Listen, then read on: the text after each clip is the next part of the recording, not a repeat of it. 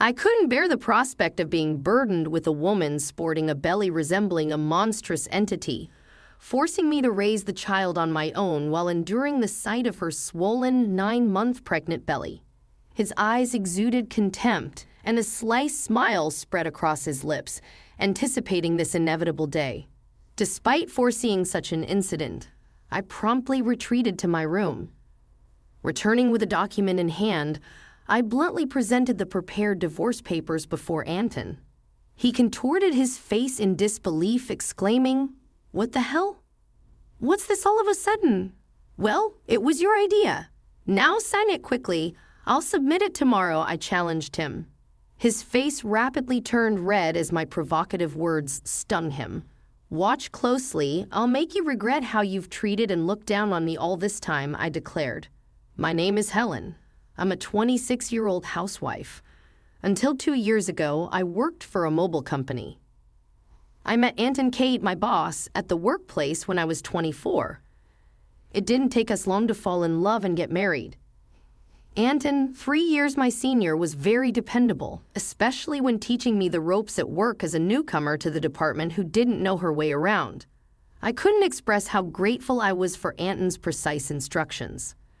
As he taught me about work, we became friends and frequently went out to dinner together. When he asked me out, I was over the moon, particularly because I had never dated anyone before. It's embarrassing and not something I share often, but being a cartoon enthusiast, I was always more interested in 2D characters than real-world men. However, seeing my high school and college classmates getting married one after another, I started to feel the pressure. When I fell in love with Anton, I secretly vowed it would be my first and last love. So when I began dating Anton and we got married a year later, I was completely elated. Anton was good-looking and popular among our female co-workers. I was proud to be his wife, and many congratulated us, saying, "Congratulations, or though I'm jealous, I wish you happiness," I said, basking in unprecedented joy. I couldn't have imagined what lay ahead for us. "You're married to me now, so you'll quit your job, right?" I informed them yesterday, the day after we submitted our marriage registration. As we eagerly embarked on our new married life, Anton dropped a bombshell. "Obviously, I've always wanted my wife to focus solely on household matters. Don't worry, I can support both of us with my income," he stated. "But this is so sudden. You never mentioned this before," I replied. Anton had never brought up the idea of me quitting my job before our marriage. I had to take my current job based on my father's recommendation, and leaving without notice wouldn't be right. I wanted to explain this, but Anton's eyes silently pressured me, warning against pursuing the topic. Instinctively, I closed my mouth, unable to resist any longer. "I should have told you, but it's done. Starting tomorrow, you don't need to go to work. I'll handle the handover," Anton declared. The news about starting tomorrow was so abrupt that it left me feeling dizzy. However, Anton's words were resolute. As he had been my superior at work, I couldn't oppose him. Even though I had to leave my job without a proper farewell, I was determined to make our marriage work. Anton had entrusted me with household responsibilities, and I wanted to meet his expectations with utmost dedication. I worked hard at household chores, preparing meals, focusing on Anton's favorites. Although Anton ate without specific comments on the taste, I longed for a word of appreciation, especially after quitting my job and no longer being recognized by anyone. "Is my jacket clean? I have an important meeting tomorrow." I asked Anton one day. "Yes, of course," he replied, showing a domineering side with some old-fashioned views. Reminding myself of how fortunate I was to have married him, I took the initiative to meet his expectations with no personal income. Living normally meant relying on Anton. While our relationship often felt more like that of an employer and housemaid than a husband and wife, our marital life was generally smooth. However, one day I fell ill and couldn't get out of bed, feeling lethargic. I thought I would catch up on housework the next day. Anton entered the bedroom and angrily asked, "What are you doing? Get up and make some food," as he kicked the blanket I was under. "I'm sorry. I'm feeling unwell," I replied. "Well, today, can you manage something for yourself?" I explained, hoping for understanding. Instead of nodding or consoling me, Anton frowned and said, "You don't work, yet you're lying down just because you feel a bit sick. Pathetic." In disbelief, I got up from the bed. It was unthinkable that he would demand housework from his sick wife. I had never imagined he would be like this before we married. Perhaps it was my fault for not seeing it, but it was too much. I found myself doing chores while tears streamed down my face. Several days passed, and my health showed no signs of improvement. It was then that I realized I had missed my period. Panicking, I rushed to the drugstore to buy a pregnancy test. Upon trying it, the result was positive. Overjoyed, tears flowed naturally, and I decided to share the news with Anton when he returned from work, lifting my spirits instantly. The day Anton returned home after midnight was the day I had chosen to share the news. However, the moment he entered, the smell of alcohol made me nauseous. His face was flushed, and he staggered as he walked. It was surprising how much he had drunk, especially without notifying me in advance. Even though I had prepared dinner, I wanted to share the news of my pregnancy with Anton. But more than that, I wanted to do it quickly.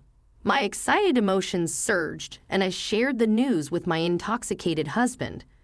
"Yes, I haven't been to the doctor yet, so it's not confirmed," I began, eager to convey our happiness. However, Anton's face darkened as he responded, "A child. What have you done?" His characteristically grim tone was unlike anything I'd ever heard before. I don't want a child." "Damn, this is the worst. If you're going to have it, raise it yourself." His harsh words shocked me. He rudely stripped off his clothes and headed to the bathroom. It was unbelievable. I couldn't fathom why he would make such irresponsible comments about our baby instead of being happy for us. The happiness I have felt just moments ago was immediately replaced with deep sorrow. Why would he say such things? He had never mentioned not wanting children before. We hadn't even been using contraception, so I naturally thought we both wanted children. As I hung Anton's jacket and was about to take his shirt to the washroom, I noticed something else. "What's this?" A piece of paper had emerged from the pocket of the dress shirt. Immediately, I could tell it was a receipt due to its texture. At first, I thought it was just a receipt from tonight's gathering, and I was about to discard it. But then my eyes caught the name of the establishment. "Is this a motel?" My hand holding the receipt trembled, and I could tell from the name that it was indeed a motel. The shock of this discovery weighed heavily on my heart. Why doesn't Anton love me? Isn't marriage supposed to be between two people who love each other, especially since we've only been married for just over a year? How could this be? I have been lost in imaginary romances for years, never truly engaging in a real relationship. I couldn't immediately accept this harsh reality. However, the idea of Anton cheating began to make sense, and many pieces fell into place. Had Anton been using me from the very beginning of our marriage? Was he genuinely in love with the person he was cheating with while I was merely a convenient servant? All these doubts swirled within me. Was that the reason he reacted so harshly when he learned of my pregnancy?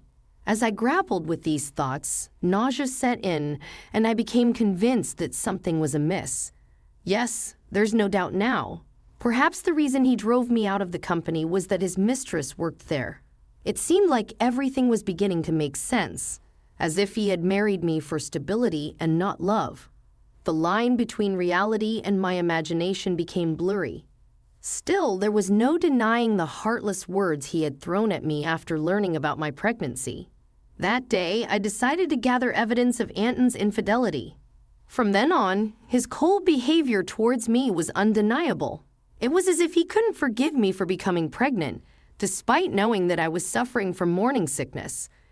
He would deliberately eat smelly foods near me and nitpick my housework, forcing me to redo tasks. My pregnant body had to endure a lot, and my heart was heavy. Despite this, I continued to investigate his affair. Anton never parted from his cell phone, even taking it with him to the bathroom, making it impossible for me to sneak a peek. When I secretly entered Anton's room, it was neat and tidy, with nothing incriminating in sight. He was meticulous at work, and his desk was always in perfect order. I realized that it would be challenging to catch him off guard directly. I frequently checked Anton's pockets for possible evidence, such as receipts. However, my investigation was proving to be difficult. The thought of hiring a detective crossed my mind, but I didn't have the money for such an endeavor. I was deep in thought, mulling over my situation, when I received an unexpected phone call. It was my father, who rarely reached out to me. "Hello, it's me, your dad. How are you?" he inquired. Surprised by his call considering his busy schedule, I asked, "Dad, what's going on? Aren't you busy with work?" "My employees have been doing well, so I'm not that busy," he explained. My father, the CEO of a company in Canada, had always been a workaholic.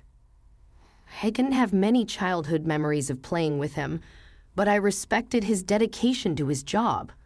His unexpected call left me curious about the purpose. "So, what's happening?" I inquired as I waited for his response. My father proceeded to reveal a shocking truth. "Is that really true?" I asked in disbelief. "Yes, he's not the type to lie. I want you to believe me," my father reassured me. Initially in shock and unable to respond as the pieces of the puzzle fell into place, I felt a sense of relief. "Thank you, Dad. I'll do my best," I told him with gratitude before hanging up the phone. My research was finally paying off, and I couldn't help but feel elated. However, the newfound knowledge also stirred up feelings of anger and frustration due to the ongoing tension between Anton and me. Anton continued to be distant, even though I was pregnant. Each time he acted this way, I harbored a deep hatred towards him. Months passed, and our relationship remained strained. Eventually, an event occurred that shattered our life. At 9 months pregnant, I was always cautious around Anton, living in a state of constant apprehension. I tried to avoid crossing paths with him, leading a quiet and stifled life.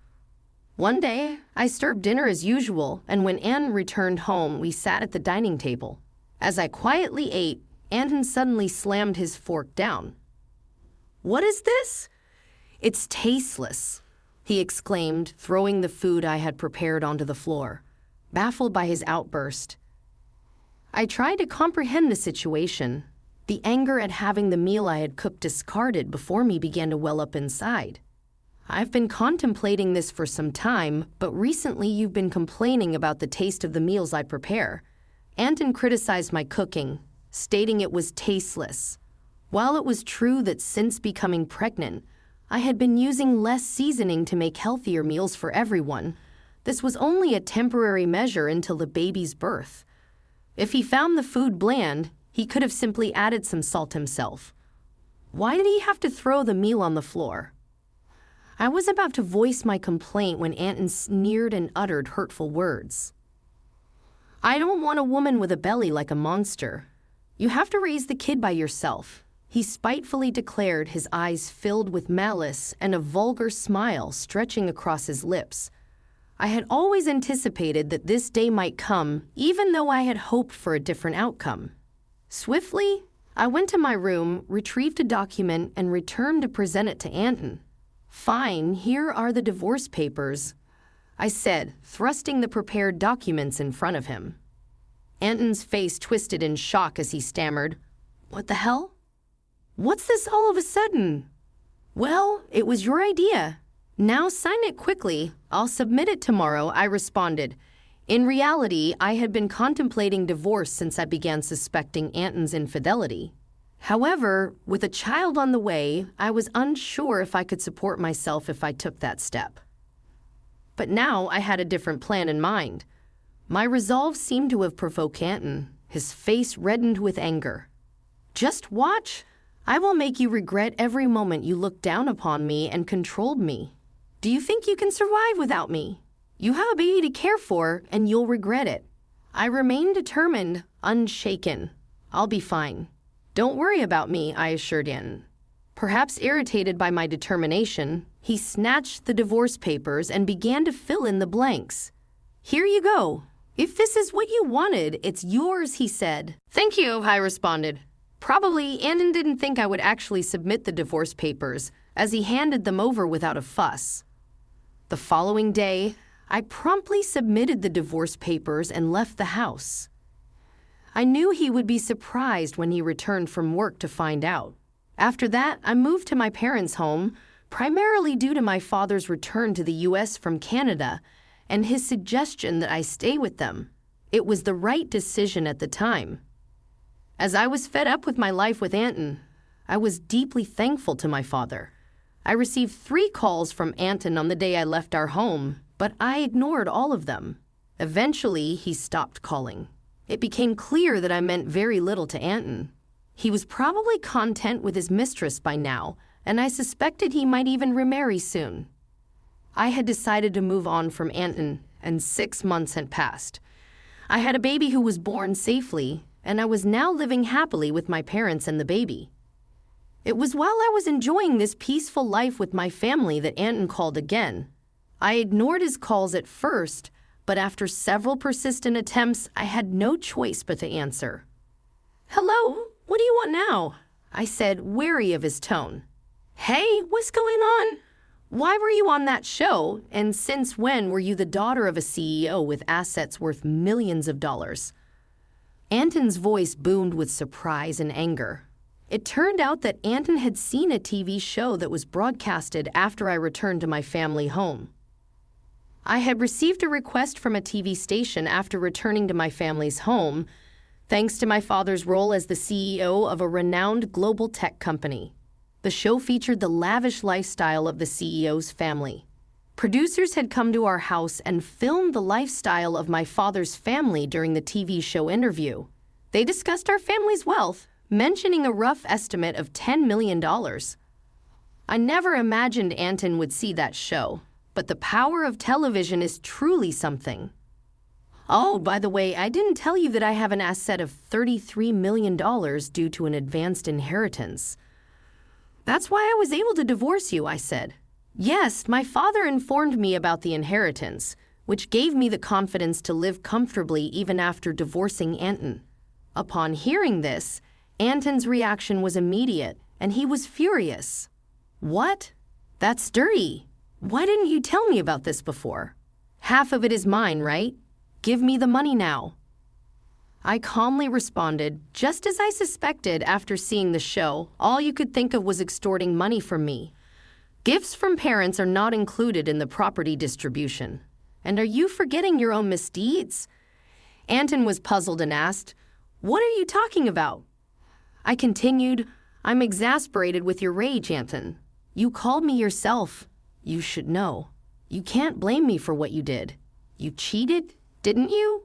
With your new wife, and she's a junior from your company, isn't she? You started dating her even before our marriage." Anton was evidently shocked by the information I got from my father. I finally had the upper hand. "Did you think I wouldn't find out? My father told me he has many acquaintances in your company, and one of them informed me about your affair. I've never mentioned it, but I'll be demanding child support," I declared. Anton, still in denial, protested, "Stop kidding. Why should I pay child support? It's all because of you, right? You got pregnant on your own and slacked off with household chores. It's all your fault." Hearing Anton blame me without apologizing for his own mistakes was beyond belief.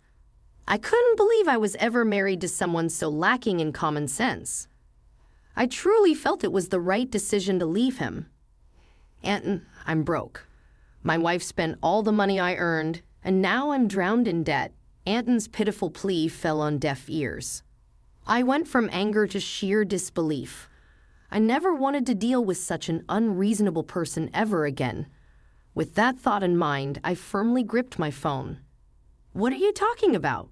Do you even realize how ridiculous you sound? I never want to deal with you ever again. I'll have my lawyer handle the matter of child support. Never call me again, and you will not see the child anymore. Goodbye." After pouring out my emotions, I quickly hung up the phone. Afterwards, I blocked Anton's number and took a deep breath. It's over now, right? I won't get any more calls from Anton. I no longer want him disrupting my peaceful life, I thought. Just then, I heard my baby crying from the other room and rushed to soothe the baby. It turned out that he began paying child support every month. As per a former colleague's account, Anton claimed that the woman he remarried was quite a spendthrift, and he had to pay his current living expenses with debts. It seemed that because of these circumstances, Anton had tried to get a share of my inheritance by calling me. However, Anton, who didn't get a penny from me, now had expenses greater than his income. He was struggling either because he felt things were going south or he couldn't stand being looked down upon by his colleagues. What's more, he stupidly began his job search only after leaving his current company, resulting in being forced into a life of poverty. Hearing this from a colleague didn't move me in the slightest. I thought he deserved all the hardships. The harsh words and cold demeanor he showed me will never fade from my memory. I sincerely hope he gets what he deserves. On the other hand, I'm enjoying parenthood with my parents. I think I'll lead a comfortable life without financial worries. But since my father mentioned passing on the company to me, I'm all geared up to work. After all, I am my hardworking father's daughter.